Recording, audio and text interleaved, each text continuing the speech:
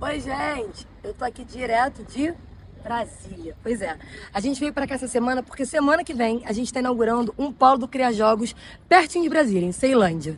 E também estaremos fazendo uma mesa na Universidade Nacional do Distrito Federal, uma universidade nova que tem inclusive um curso de produção cultural e tecnologia. A gente vai estar fazendo uma mesa sobre letramento digital, tecnológico e midiático informacional com o IBICT, nosso parceiro na realização do Cria Jogos aqui em Brasília. Mas a gente não pode deixar de falar do burburinho que ainda está rolando essa semana e a gente falou com vocês semana passada. Pois é, a Aldir Blanc teve um corte de 84% do seu orçamento. E estão todos os secretários de cultura de todos os estados aqui em Brasília disputando e discutindo como que a gente consegue reverter esse cenário. A gente tem certeza que a gente vai ser vitorioso nessa luta. E vocês seguem com a gente, acompanhando e batalhando para que a gente consiga manter o orçamento da cultura. Semana que vem tem mais diretamente aqui de Brasília.